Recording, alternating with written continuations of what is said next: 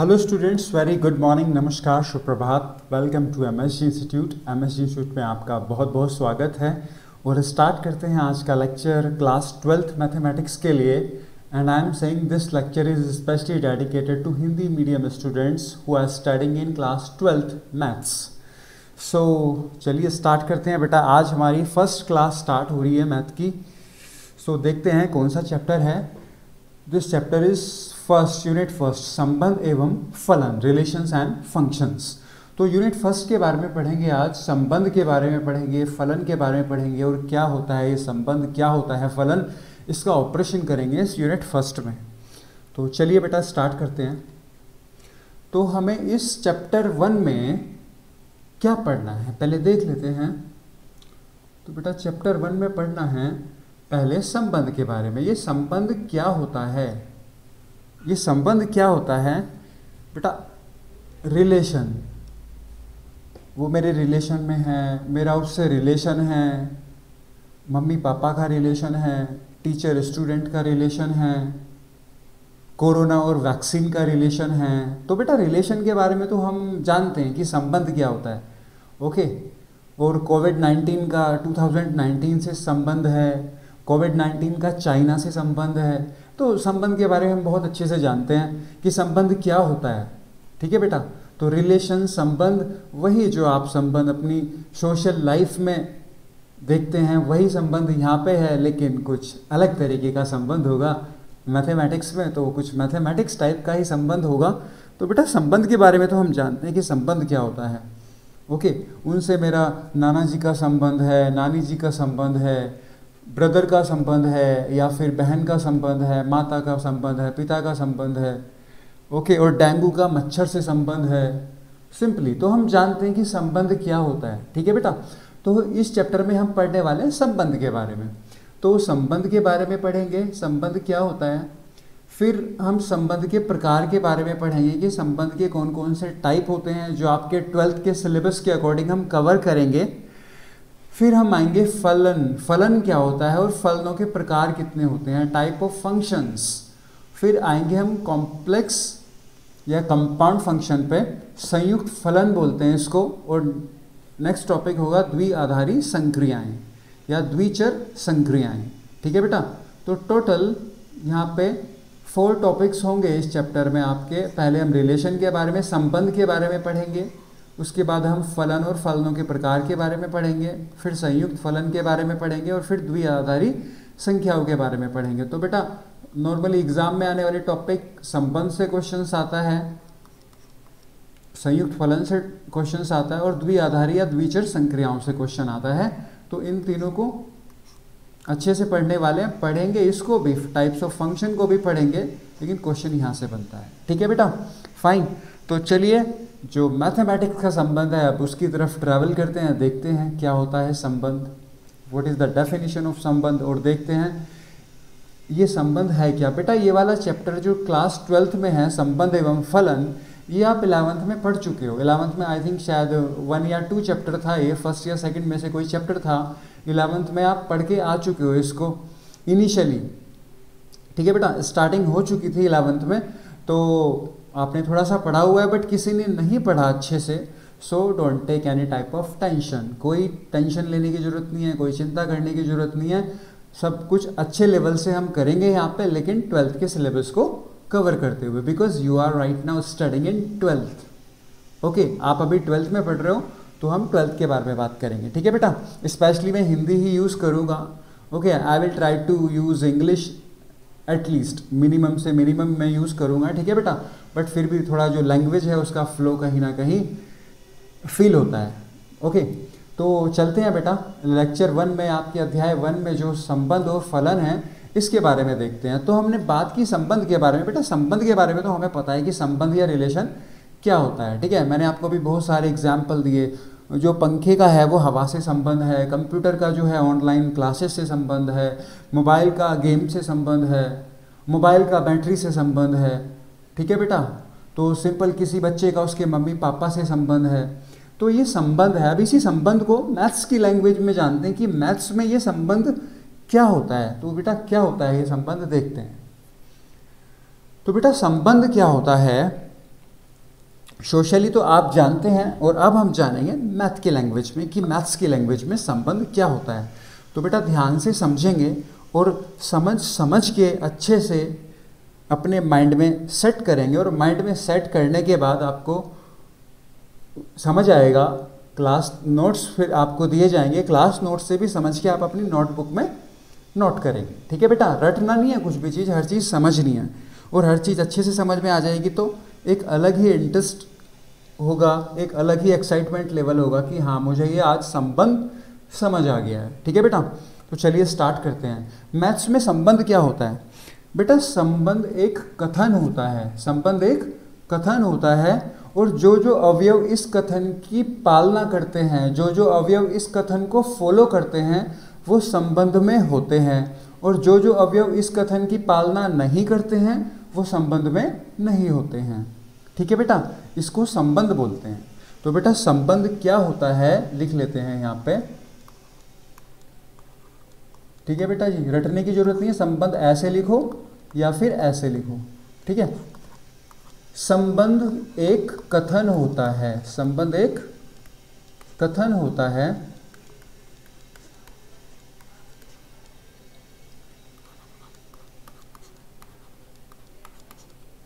जो जो अवयव इस कथन की या इस कथन का पालन करते हैं, मतलब इस कथन को फॉलो करते हैं, इस कथन का पालन करते हैं, वह संबंध में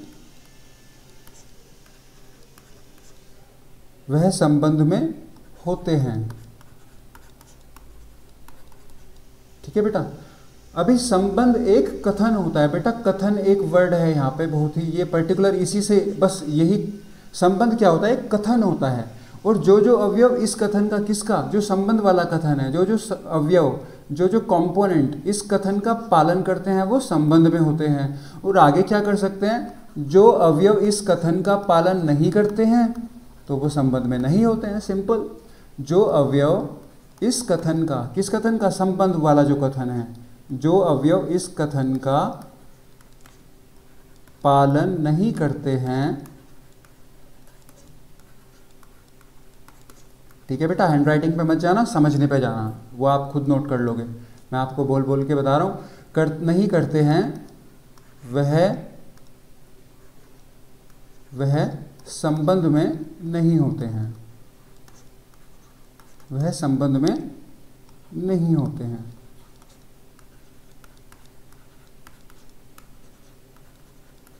तो बेटा समझ में आई आपको बात कि संबंध क्या होता है? संबंध एक कथन होता है, संबंध एक कथन होता है, और जो अवयव इस कथन का पालन करते हैं वो संबंध में होते हैं। संबंध में होते हैं का मतलब संबंध के अंदर प्रेजेंट होते हैं, रिलेशन के अंदर प्रेजेंट होते हैं, उपस्थित होते हैं। ठीक है बेटा, संबंध में होते हैं का मतलब है संबंध के अंदर उपस्थित होते हैं, संबंध के अंदर उपस्थित होते हैं। और जो अवयव इस कथन का पालन नहीं करते हैं वो संबंध में नहीं होते हैं, मतलब वो संबंध में उपस्थित नहीं होते हैं। Simple, okay. आपको उपस्थित मैंने समझाने के लिए लिखा है, लेकिन सिंपल से डेफिनेशन ये है, वो संबंध में होते हैं, और जो अवयव इस कथन का पालन नहीं करते वो संबंध में नहीं होते हैं। तो ये हुआ हमारा संबंध का डेफिनेशन। सिंपल सा डेफिनेशन है, एक सिंपल शब्दों में। संबंध एक कथन होता है, और जो जो अवयव इस कथन का पालन करते हैं वो संबंध में होते हैं, जो अवयव इस कथन का पालन नहीं करते हैं वो संबंध में नहीं होते हैं। तो बेटा ये तो हमने एक डेफिनेशन लिया, लेकिन ये डेफिनेशन समझ कैसे आएगी मैथ्स की लैंग्वेज में, उसको देखते हैं। तो ध्यान से देखना बेटा, एक एग्जाम्पल से बता रहा हूं मैं आपको। जैसे कोई हमने एग्जाम्पल लिया आर, बेटा आर का मतलब होता है relation, R for relation, relation का मतलब संबंध। ठीक है, मैथ्स भले ही हम हिंदी में पढ़ें लेकिन चीज़ें इंग्लिश में यूज करनी होती हैं।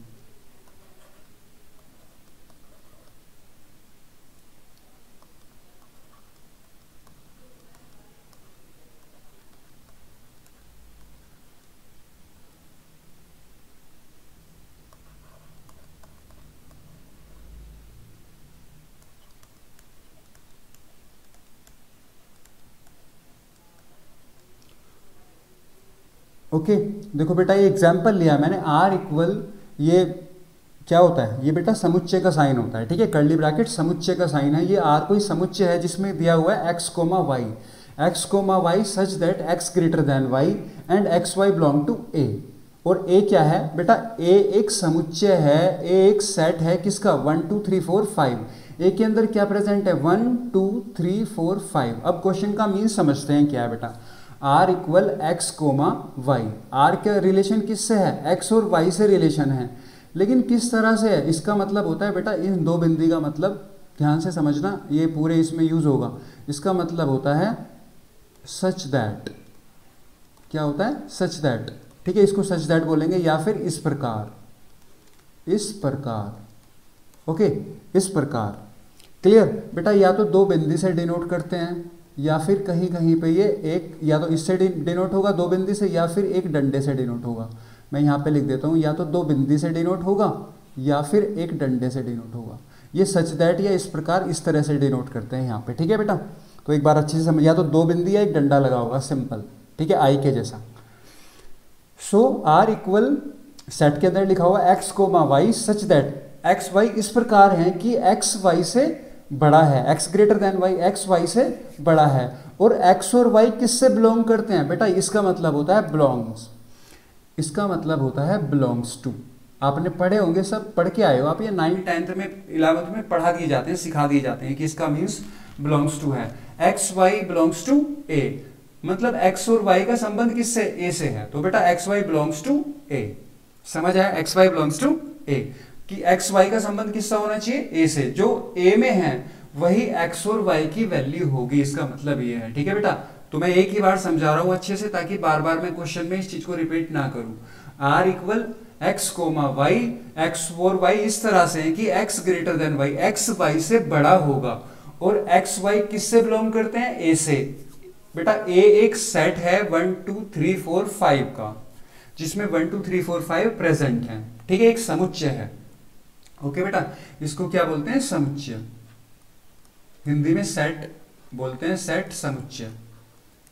ओके, तो आई होप समझ आ गया होगा क्वेश्चंस का मतलब आपको। R equal x y, x comma y, और इस तरह से, इस प्रकार है वो एक्स वाई की एक्स ग्रेटर देन वाई है, और एक्स वाई का रिलेशन किससे, ए से है, एक्स वाई बिलोंग्स टू ए। एक क्या है, एक सेट है 1 2 3 4 5 का। चलो बहुत बार बता दिया, अब आते हैं क्या होता है ये रिलेशन, क्या होता है संबंध। तो बेटा यहां पे देखेंगे आप, देखो यहां पे अगर मैं आपसे बोलूं कि बेटा जो R है, R बिलोंग करेगा 4,3 से, बेटा 4,3 से बिलोंग करेगा। दैट मीन्स इसका मतलब है R का संबंध 4 और 3 से है। बेटा देखो सबसे पहले यहां पे क्या लिखा हुआ था, इसमें देखो, यहां पे देखो, यहां पे x comma y, x comma y, मतलब पहले x है और फिर y है। सबसे पहले x आएगा, कोमे के बाद y आएगा। तो r का संबंध 4 और 3 से है। चेक करते हैं बेटा, x की वैल्यू क्या होनी चाहिए, 4, y की वैल्यू क्या है, 3। अपना जरा रिलेशन चेक करना कि x y से बड़ा होना चाहिए। बेटा x y से बड़ा है, बिल्कुल है, x y से बड़ा है, तो बेटा x की वैल्यू 4 है, y की वैल्यू 3 है, बिल्कुल ठीक है। और बेटा उसने बोला था x y जो है वो a से बिलोंग करने चाहिए, मतलब x की वैल्यू भी a के अंदर होनी चाहिए। x की वैल्यू क्या है, 4, a के अंदर है, बिल्कुल है। y की वैल्यू 3, a के अंदर है, बिल्कुल है। तो बेटा इसका मतलब जो 4 3 है वो R से बिलोंग करता है, 4 3 R से बिलोंग करता है। क्लियर हुआ, इसका मतलब हम कह सकते हैं कि 4 3 का R से संबंध है, R से संबंध है, ठीक है बेटा, क्योंकि वो पूरी तरह से सेटिस्फाई कर रहा है। अब आगे बढ़ते हैं, तो ठीक है बेटा, ये क्या होगा, बिल्कुल करेक्ट होगा, क्योंकि सिंपल सारी चीजें मैच कर रही हैं। R बिलोंग्स टू, अब आगे बताओ 3,1। बेटा बार बार नहीं बताऊंगा, पहले वाला x है, दूसरे वाला y है, चेक करके बताओ कि R बिलोंग्स टू 3,1। x की वैल्यू 3 है, y की वैल्यू 1 है, x बड़ा है ना y से, बिल्कुल बड़ा है। और x a में आ रहा है, बिल्कुल a में आ रहा है, y भी a में आ रहा है, बिल्कुल आ रहा है। तो बेटा ये भी क्या होगा, ये भी बिलोंग्स करेगा, ठीक है बेटा। मतलब 3 1 का R से संबंध है। समझ आया बेटा? तो सिंपली कोरोना का वैक्सीन से संबंध है, वो तो हमें पहले से पता था, और आज हमें ये भी पता चल गया कि किस तरह से मैथ्स में हम संबंध निकालते हैं। ठीक है बेटा, सारी कंडीशन सेटिस्फाई करनी चाहिए। ठीक है बेटा, संबंध तभी होता है जब सारी कंडीशन सेटिस्फाई करनी चाहिए। जैसे कि मैं आपको एक एग्जांपल दूं, आपका आपके पापा से संबंध है। अभी आपका पापा से संबंध कैसे होगा? तो उसके लिए कुछ कंडीशंस होंगी कि वो जो आपके पापा हैं वो आपके दादा के बेटे होने चाहिए। ठीक है, वो आपकी दादी जी के बेटे होने चाहिए, तभी तो आपका संबंध आपके पापा से होगा, और वो किसका? पापा का संबंध होगा। तो सिंपल कुछ कंडीशंस हैं, अगर वो कंडीशन सेटिस्फाई करेंगे तभी तो संबंध होता है। तो बेटा इसी तरह से मैथ्स में है, ये सारी की सारी कंडीशन सेटिस्फाई करेंगे तभी तो संबंध होगा। क्लियर बेटा? आई होप समझ गए होंगे आप। ठीक है बेटा, कुछ कंडीशंस होती हैं कुछ संबंध बताने के लिए, अगर वो कंडीशन सेटिस्फाई करती हैं तो संबंध होता है, अगर वो कंडीशन सेटिस्फाई नहीं करेंगे तो संबंध नहीं होगा। ओके, चलो एक और लिखते हैं। बेटा चेक करके बताओ कि क्या R 2,3 से बिलोंग करेगा? बेटा x की वैल्यू 2 है और y की वैल्यू 3 है। बेटा x तो बड़ा होना चाहिए y से, ये तो छोटा है, तो यहाँ पे क्या होगा? It doesn't belong to. R 2 3 का R से कोई संबंध नहीं है। ठीक है बेटा, 2 3 का R से कोई संबंध नहीं है। समझ आया? क्योंकि यहाँ पे कंडीशन फेल हो गई है, क्योंकि x बड़ा होना चाहिए ना, और यहाँ पे तो y बड़ा है, तो यहाँ पे R से संबंध नहीं है, R से संबंध नहीं है। आई होप समझ गए होंगे आप। इसमें से कितने ही सारे क्वेश्चन बना सकते हो, मैंने आपको सिखा दिया है। ठीक है बेटा, नेक्स्ट देखते हैं। ये देखो आप, क्या ये सही है? R belongs 4,2, R belongs 4,2, क्या ये सही है? x बड़ा है y से, x क्या a में है? बिल्कुल है। y क्या a में है? बिल्कुल है। तो बेटा ये सही है बिल्कुल। ठीक है बेटा, सो लैंग्वेज में आप अपने आप लिख दोगे 4 2 का R से संबंध है। ठीक है, बार बार मैं लिखने नहीं वाला इसको, बस मैं आपको पहले क्वेश्चन में सिखा रहा हूँ, धीरे धीरे हम थोड़ा फास्ट बढ़ेंगे फिर आगे। ठीक है, सो 4 2 का R से संबंध है। ओके, चलिए आगे बढ़ते हैं। R belongs 7, R, इसको चेक करके बताओ, क्या R का 7,4 के साथ कोई संबंध है? R belongs to 7,4। बेटा चेक करो, देखो x की वैल्यू 7 है, y की वैल्यू 4 है, x y से बड़ा है ना, बिल्कुल बड़ा है, तो क्या होगा? संबंध होगा। ठीक है ना बेटा, तो इसका संबंध होगा पक्का। 1 करोड़ का क्वेश्चन है, सोच लो। ठीक है बेटा, बाबूजी संबंध नहीं होगा। y, आप यहां देखो x और y, ये तो पक्का है कि x y से बड़ा है, ये कंडीशन तो सेटिस्फाई कर रही है, लेकिन देखना जरा x a से बिलोंग कर रहा है, x की वैल्यू a में है क्या? 7 a में है क्या? 7 तो a में नहीं है, हाँ 4 a में है, लेकिन बेटा 7 भी तो होना चाहिए, तो यहाँ पे फेल हो रहा है वो, क्योंकि 7 जो x की वैल्यू है वो a में प्रेजेंट नहीं है, 7 a में नहीं है, तो ये कंडीशन नहीं होगी। R डजंट बिलोंग टू 7,4, तो 7 और 4 का R से कोई संबंध नहीं है। ठीक है बेटा जी, R से संबंध नहीं है। तो ये मैंने आपको एक बार क्वेश्चन करके दिखा दिया। अब लैंग्वेज में बार बार नहीं लिखने वाला हूं कि R से संबंध है, R से संबंध नहीं है, ये मैंने आपको एक बार अच्छे से सिखा दिया, अब आप सीख गए हो। ठीक है बेटा, अब आप बन गए हो इंटेलिजेंट स्टूडेंट। क्लियर? ठीक है बेटा, तो यहाँ पे क्या इसका रीजन था कि 7 a से बिलोंग नहीं करता है। ठीक है बेटा, 7 की x की वैल्यू है ना, तो 7 a से बिलोंग नहीं करता है, इसलिए संबंध नहीं है। तो आपको रीजन पता होना चाहिए, रीजन पता होगा तो कभी रटोगे नहीं है। ठीक है बेटा, 7 a से बिलोंग नहीं करता है, इसलिए यहाँ पे ये संबंध नहीं हुआ। हाँ, अगर यहाँ पे 5 होता, पक्का आंसर होता 5,4, फिर तो है ना। तो आई होप आप समझ गए हो अब कि राइट नाउ संबंध कैसे निकालते हैं, कैसे यहाँ से हम संबंध फाइंड आउट करते हैं। ठीक है बेटा, तो एक एग्जांपल, इससे नेक्स्ट एग्जांपल लेते हैं और कॉन्सेप्ट क्लियर करते हैं, ताकि आपको अच्छे से प्रैक्टिस हो जाए संबंध कैसे निकालते हैं। एक और एग्जांपल लेते हैं, और अब मैं ज्यादा नहीं लिखूंगा, अब आप समझ गए सब। ठीक है बेटा, R equal bracket x, y such that x plus y equal 7, और बेटा फिर से x, y belongs to a, और बेटा a की वैल्यू है यहाँ पे, a एक सेट है 1 2 3 4 5 6, 1 2 3 4 5 6। ओके, a इसका सेट है, तो बेटा आर के देखते हैं, आर का देखते हैं, तो ब्रैकेट में रखते हैं यहाँ पे, ठीक है बेटा। पहली वैल्यू x की होनी चाहिए, दूसरी वैल्यू y की होगी। अगर हम यहाँ पे 1 लेते हैं, 1 कोमा बेटा x प्लस वाई इक्वल 7, इसको सेटिस्फाई करना चाहिए ना। अगर x 1 है तो y क्या आएगा, ऑटोमेटिक 6 आएगा, पक्का। नेक्स्ट अगर x 2 है तो y क्या आएगा, 5 आएगा, सोचने की जरूरत तो नहीं है। x 3 है तो ये क्या आएगा, 4 आएगा। x की वैल्यू अगर 4 रख दी है तो ये क्या आएगा, 3 आएगा। x की वैल्यू अगर 5 रख दी है तो ये क्या आएगा, 2 आएगा। और x की वैल्यू 6 रख दी है तो ये क्या आएगा, 1 आएगा। ठीक है बेटा, तो सिंपल पहली वाली वैल्यू किसकी होती है, x की, सेकंड वाली y की। ठीक है बेटा जी, तो सबका रिलेशन होगा ना, बिल्कुल, इसका भी होगा, इसका भी होगा, इसका भी होगा, इसका भी होगा, इसका भी होगा, इसका भी होगा। कैसे बेटा, देखो x प्लस वाई 7 होना चाहिए, दोनों को जोड़ो 7 है, और ये 1 और 6 a में भी आ रहे हैं, बिल्कुल। 2 और 5 7 है, 2 और 5 इसमें भी आ रहे हैं, 3 4 7 है, इसमें भी आ रहे हैं। बेटा आप ना यहाँ पे कंफ्यूज हो जाते हैं बहुत से बच्चे, सर ये 1 6 लिख दिया, यहाँ पे 6 1 लिखा हुआ है, ये 2 5 लिख दिया, यहाँ पे 5 2 लिखा हुआ है। ठीक है बेटा, यहाँ पे 3 4 लिख दिया है, यहाँ पे 4 3 लिखा हुआ है। सर ये तो एक जैसे हो गए ना। नहीं बेटा, एक जैसे नहीं है, ये वैल्यू x की है, ये वैल्यू y की है। यहाँ पे देखो 1 6 में x के प्लेस पे 1 है और y के प्लेस पे 6 है, और यहाँ पे x के प्लेस पे 6 है, y के प्लेस पे 1 है। ठीक है बेटा जी, तो सेम नहीं है ये, यहाँ पे x और y की वैल्यू में चेंज हो रहा है। यहाँ पे x की वैल्यू 1 है, y की वैल्यू 6 है, x की वैल्यू 6 है, वहां पे y की वैल्यू 1 है।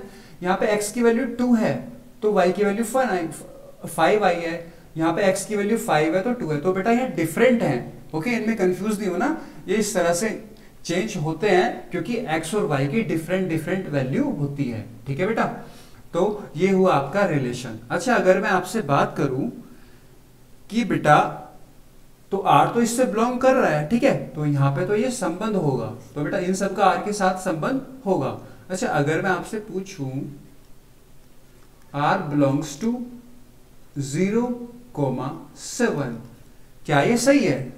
r बिलोंग्स टू 0,7, चेक करके बताओ, r बिलोंग्स टू 0,7। भाई ये x है, ये पहले वाला क्या है बेटा, x है, और ये y है। अभी जब हम दोनों को जोड़ेंगे तो 0 + 7 7 आएगा, बिल्कुल कंडीशन सेटिस्फाई हो रही है। तो क्या ये संबंध है? नहीं बेटा, संबंध नहीं होगा, क्योंकि 0 और 7 दोनों किससे बिलोंग करने होने चाहिए, a से। x और y दोनों a से बिलोंग करते हैं, तो a में ना तो 0 है ना 7 है, इसलिए ये संबंध नहीं होगा। ठीक है बेटा जी, संबंध नहीं होगा, समझ आया, संबंध नहीं होगा। आई होप समझ आ गया होगा आपको। ठीक है बेटा जी, आगे बढ़ते हैं। अगर मैं आपसे पूछूं क्या r 2,3 से बिलोंग करेगा, क्या r का 2,3 से संबंध होगा? बेटा 2 और 3 कितने होते हैं, 2 + 3, अपनी कंडीशन में पुट करो, वहां पे 2 + 3 तो 5 होते हैं, हमें चाहिए 7, तो ये तो यहीं से पता चल गया इसका संबंध नहीं होगा, संबंध नहीं है 2 और 3 का।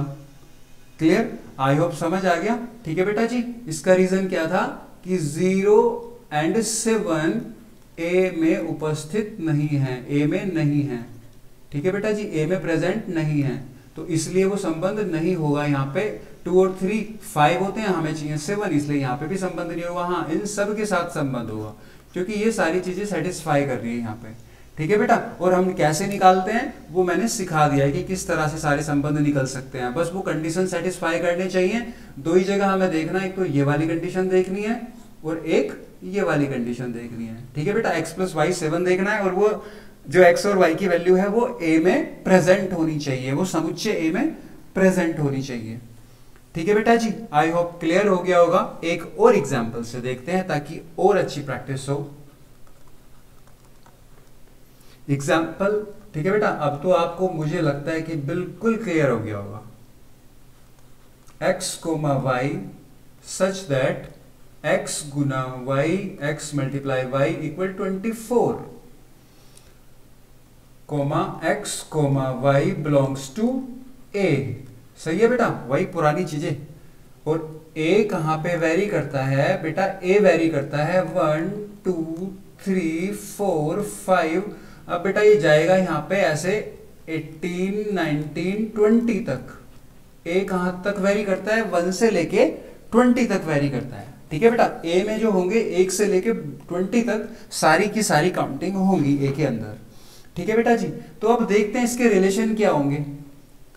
सो पहले हम फाइंड आउट कर लेते हैं रिलेशन क्या होंगे। डायरेक्ट मैंने आपको सिखा दिया है बेटा जी। अगर हमें x और y 24 लाना है तो हम x की कोई वैल्यू पुट करेंगे, y की वैल्यू अपने आप आ जाएगी। जो पहली वैल्यू होगी x की होगी और उसके बाद y की वैल्यू आएगी। तो अगर मैं यहाँ पे 1 रखूंगा तो y की वैल्यू क्या आनी चाहिए? हमें x मल्टीप्लाई y कितना चाहिए? 24, तो ये 24 होगी।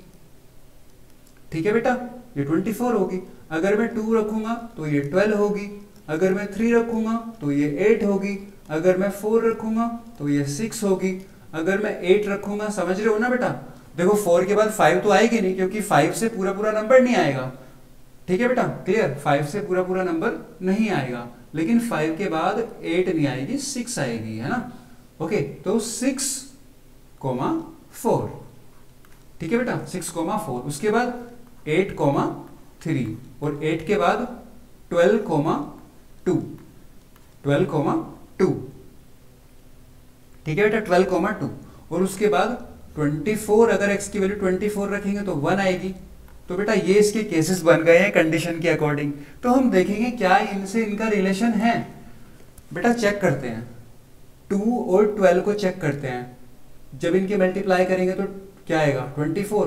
बेटा लेकिन x और y, ये x है ये y है, x और y किस में मैच करने चाहिए? a में। बेटा a में 2 भी है,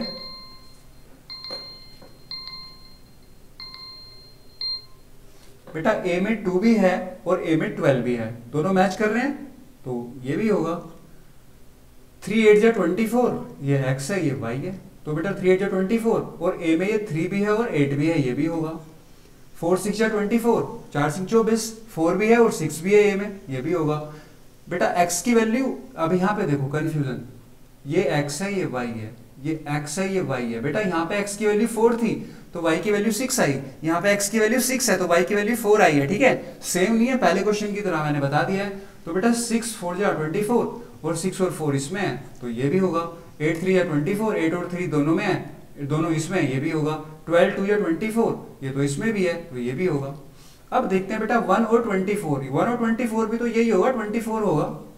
ठीक है बेटा, 1 और 24 होगा, लेकिन 1 तो है इसमें, a में 1 तो है, क्या 24 भी है? क्या 24 भी है? नहीं बेटा 24 नहीं है, तो ये वाला नहीं होगा।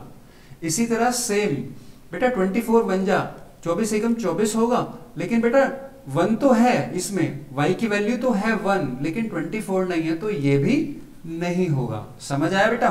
क्लियर? ये भी नहीं होगा। तो आई होप समझ आ गया आपको बेटा। तो r किससे बिलोंग करेगा? r का रिलेशन किससे होगा? r का रिलेशन होगा 2, 12, 3, 8, 4, 6, 6, 4, 8, 3 और 12, 2, इससे रिलेशन होगा। ठीक है बेटा जी। और r का रिलेशन किससे नहीं होगा? r का रिलेशन 1, 24 से r का रिलेशन नहीं होगा। और किससे नहीं होगा? r का रिलेशन 24, 1 से भी नहीं होगा। हमें तो बस ये बताना है रिलेशन किससे होगा। तो बेटा इससे, इन सब से रिलेशन है, और जो ये 1 और 24 है इनसे रिलेशन, इन दोनों से रिलेशन, इन दोनों से रिलेशन नहीं है, इन दोनों से इसका कोई संबंध नहीं है। ठीक है बेटा जी, क्लियर? तो यहां तक मैंने आपको संबंध के बारे में बताया। ठीक है बेटा, तो आई होप समझ आ गया होगा आपको। क्लियर? चलिए एक कॉन्सेप्ट और पढ़ लेते हैं जल्दी से। हालांकि ये क्लास 11th का कॉन्सेप्ट है, बट फिर भी मैं आपको बता रहा हूं क्योंकि इसकी यहाँ पे आपको रिक्वायरमेंट होगी, छोटी सी रिक्वायरमेंट होगी, ज्यादा नहीं, जानना जरूरी है जिससे कि आपको रिकॉल हो जाए। बेटा कार्टेशियन प्रोडक्ट बोलते हैं, कार्तीय गुणन, कार्टेशियन प्रोडक्ट। ठीक है, कार्टेशियन प्रोडक्ट, कार्तीय गुणन। तो बेटा कार्तीय गुणन होता क्या है? कार्तीय गुणन, कार्तीय गुणन कुछ नहीं होता। जब भी हम दो समुच्चयों को, जैसे अभी एक समुच्चय था 1 2 3 4 5 6, ऐसे कोई समुच्चय b मान लो, उन दोनों का जब भी आपस में गुना करेंगे तो उस गुना करने की प्रोसेस को कार्तीय गुणन कहा जाएगा। कार्तीय गुणन का मतलब है दो समुच्चयों को गुना करना, दो समुच्चयों को गुना करना, दो समुच्चयों को गुना करना। ठीक है बेटा, ये कार्तीय गुणन का मीन्स है दो समुच्चयों को गुना करना। तो देखते हैं बेटा, तो यह सिंपल क्या लिख सकते हैं, दो समुच्चयों को गुना करना, या दो समुच्चयों का गुणन क्या कहलाता है, कार्तीय गुणन, कार्तीय गुणन या कार्टेशियन प्रोडक्ट।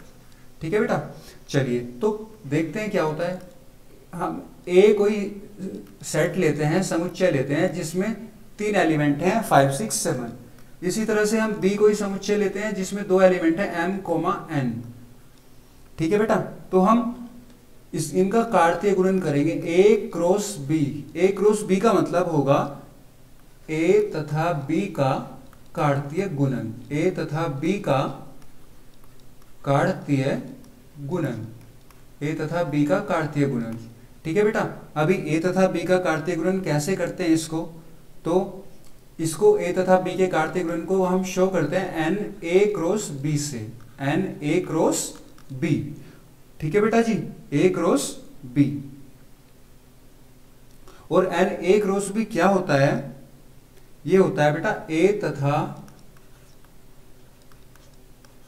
b के कार्तीय गुणन में अवयवों की संख्या, कार्तीय गुणन में अवयवों की संख्या, अवयवों की संख्या। बेटा हिंदी बहुत साल बाद लिखी है। ओके, चलिए n a cross b, a तथा b के कार्तीय गुणन में अवयवों की संख्या। तो n a क्रॉस b ये होता है। अभी ये n a क्रॉस b निकालते कैसे हैं वो देखते हैं बेटा। अभी n a क्रॉस b अगर आपको निकालना है, उसके लिए आपको n a पता होना चाहिए और n b पता होना चाहिए। हम उनका प्रोडक्ट करते हैं, उनका मल्टीप्लाई करते हैं तो n a क्रॉस b आ जाता है। अभी n a क्रॉस b तो समझ में आ गया कि n a क्रॉस b है समुच्चय a और समुच्चय b के कार्तीय गुणन में अवयवों की संख्या। लेकिन ये अब n a क्या है बेटा, n a और n b क्या है इसके बारे में देखते हैं। n a है यहाँ पे समुच्चय a में अवयवों की संख्या, समुच्चय a में अवयवों की संख्या, समुच्चय a में अवयवों की संख्या। और NB है सिंपल, समझ गए होंगे आप बेटा। जब ये समुच्चय A में अवयवों की संख्या है तो NB क्या होगा, समुच्चय B में अवयवों की संख्या, ये NB होगा, सिंपल। ठीक है बेटा जी, समुच्चय B में अवयवों की संख्या। क्लियर, तो चलो करते हैं, देखते हैं इसको क्या होता है ये। तो बेटा देखते हैं n a क्रॉस b क्या होगा, n a क्रॉस b। तो बेटा n a समुच्चय a में अवयवों की संख्या, तो समुच्चय a कौन सा है, ये वाला समुच्चय a है। ठीक है बेटा जी, समुच्चय a इसमें कितने अवयव हैं 1 2 3, समुच्चय a में कितने हैं 3, समुच्चय b में कितने 1 2, समुच्चय a में तो है 3 और समुच्चय b में है 2। तो बेटा समुच्चय a में तो है अवयव 3, तो n की वैल्यू कितनी हो जाएगी 3, और समुच्चय b में कितने हैं 2, तो कितना हो जाएगा 6। n a क्रॉस b क्या हो जाएगा 6 हो जाएगा। ठीक है बेटा, n a क्रॉस b क्या हो जाएगा 6 हो जाएगा। तो अभी इनका ये n a क्रॉस b निकल गया है, तो बेटा देखते हैं समुच्चय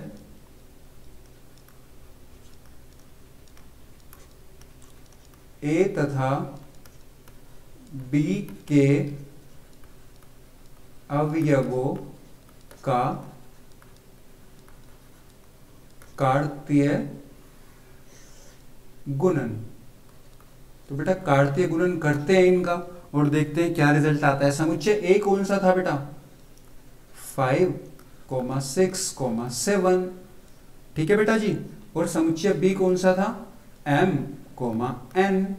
तो अभी हम इनका समुच्चय A और B के अवयवों का कार्तीय गुणन करेंगे, जो कि है बहुत आसान। तो बेटा कुछ नहीं करेंगे, 5 को कनेक्ट करेंगे M से, तो बेटा क्या आएगा 5, M।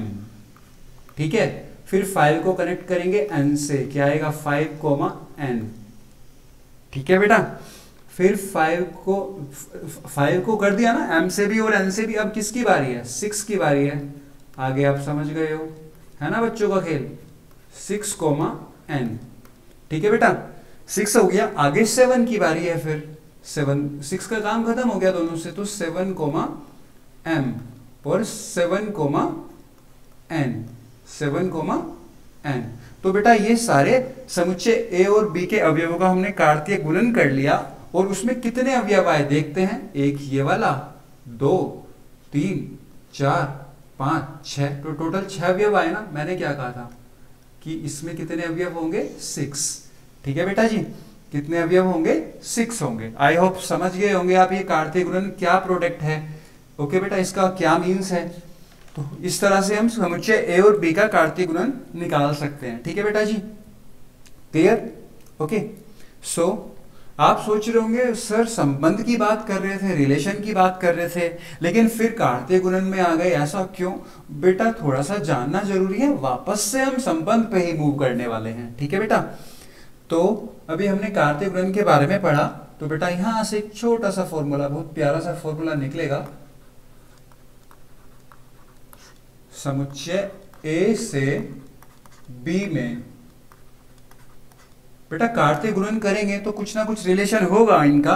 तो समुच्चय ए से बी में कुल संबंध कितने होंगे, समुच्चय ए से बी में कुल संबंध कितने होंगे।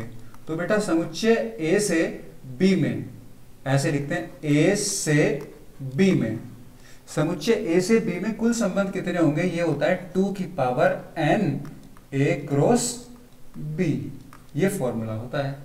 समुच्चय ए से बी में कुल संबंध कितने होंगे, 2 की power n a cross b। अभी आपको पता है n a क्रॉस b क्या होता है, समुच्चय ए और बी के कार्तीय गुणन में अवयवों की संख्या। तो बेटा अभी जो हमने क्वेश्चन किया था उसके बेसिस पे क्या आ जाएगा, 2 की power n a cross b की वैल्यू क्या आई थी, यहां देखो 6 आई थी ना। तो बेटा 2 की पावर 6।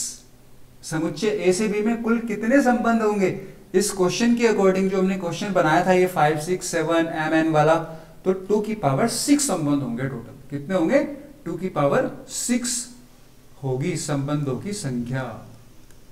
ठीक है बेटा, बस ये फॉर्मूला ध्यान रखना है, आ सकता है ये। ठीक है बेटा, कि टोटल संबंधों की संख्या कैसे निकलती है, जब भी दो समुच्चय हो ए क्रॉस बी। ठीक है बेटा जी, तो 2 की power n a cross b, 2 की पावर 6। ठीक है बेटा जी, तो आज हमने क्या पढ़ा, एक बार फिर से रिवाइज कर लेते हैं। आज हमने पढ़ा संबंध के बारे में। संबंध क्या होता है, हम बहुत सारे संबंध जानते हैं, लेकिन हमें तो मैथ्स के संबंध के बारे में पढ़ना है। तो बेटा संबंध एक कथन होता है, एक स्टेटमेंट होता है। बेटा संबंध एक कथन होता है, और जो अवयव इस कथन का पालन करते हैं वो संबंध में होते हैं, और जो अवयव इस कथन का पालन नहीं करते वो संबंध में नहीं होते हैं। ठीक है बेटा जी, क्लियर। ओके, तो बेटा अगर मैं बात करूं, जैसे आपके पापा का जो मेडिकल है, जैसे मेडिकल सर्टिफिकेट होगा या कुछ भी होगा, ठीक है फाइन, जैसे पापा का राशन कार्ड होगा, सिंपल। ओके, आपके पापा का राशन कार्ड होगा, तो राशन कार्ड में क्या लिखा होता है, सारी फैमिली के सब नाम लिखे होते हैं। बेटे का भी नाम लिखा होगा, बेटी का भी नाम लिखा होगा, वाइफ का नाम लिखा होगा। ठीक है बेटा, सबके नाम लिखे होते हैं। तो सिंपल, अगर उस राशन कार्ड में आपके नाम के आगे बेटा लिखा हुआ है तो वो स्टेटमेंट है कि आप उनके बेटे हैं। तो वो क्या है बेटा, एक कथन है, तो वो उसका पालन कर रहा है ना। वो ये क्या है कि आप अपने पापा के बेटे हैं, तो ये क्या है बेटा, एक कथन है। और आपका नाम बेटे के संबंध का पालन कर रहा है, तो आप क्या होंगे, अपने पापा के बेटे होंगे। या कोई गुड़िया है, कोई बच्ची है, तो अगर उसके नाम के आगे पुत्री लिखा है, बेटी लिखा है, तो वो एक स्टेटमेंट है, वो एक कथन है। और अगर आप उस कथन का पालन कर रहे हो, क्योंकि आपका नाम लिखा हुआ है बेटी के आगे, तो आप उस कथन का पालन कर रहे हो, तो बेटा आप उस संबंध में उपस्थित हो, आप उस संबंध में हो। ठीक है बेटा जी। और जिसका नाम उसके आगे नहीं लिखा वो उस संबंध में उपस्थित नहीं है, वो आपके पापा का बेटा या बेटी नहीं है। ठीक है बेटा जी, समझ आया, क्लियर हुआ। जैसे कि ये सपोज करो आपका रूम है, आपके रूम में फैन है, तो बेटा आपका रूम क्या हुआ, संबंध हुआ। और रूम में क्या है, कोई फैन है, तो बेटा फैन क्या हुआ, उसका अवयव हुआ। अब वो एक रूम में आपका फैन है, अगर बेटा फैन है तो फैन का संबंध किससे होगा, आपके रूम से होगा। अगर आपके रूम में कूलर है तो कूलर का संबंध किससे होगा, आपके रूम से होगा।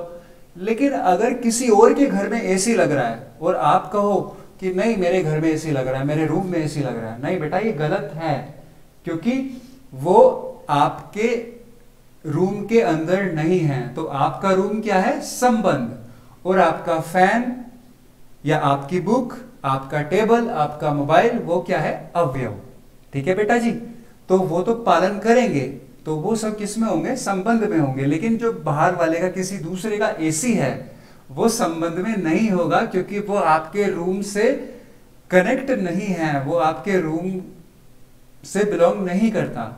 ठीक है बेटा जी, तो सिंपल से फिर से आ जाते हैं। संबंध एक कथन होता है, कथन स्टेटमेंट होता है, और जो कंपोनेंट, जो अवयव इस कथन का पालन करते हैं वो संबंध में होते हैं, और जो अवयव इस कथन का पालन नहीं करते हैं वो संबंध में नहीं होते हैं। ठीक है बेटा जी, तो संबंध की डेफिनेशन बताई थी मैंने आपको, फिर क्वेश्चंस कराए और आपने समझे अच्छे से। तो बेटा कुछ क्वेश्चन संबंध से रिलेटेड किए, फिर मैंने आपको सिखाया कार्तीय गुणन कैसे करते हैं, कार्टेशियन प्रोडक्ट कैसे निकालते हैं। ठीक है बेटा, so it's enough for today. आज की क्लास को यहीं तक रखते हैं। ओके, सो नेक्स्ट क्लास में इससे आगे करेंगे, और आप इसको अच्छे से रिवाइज करना, क्लास नोट्स प्रोवाइड कर दिए जाएंगे, बस आप इसको अच्छे से याद कर लेना, और मुझे नहीं लगता कि याद करने की रिक्वायरमेंट है, वो याद हो गया होगा। सो बेटा it's enough for today, so nice meeting you for the next lecture, have a great day.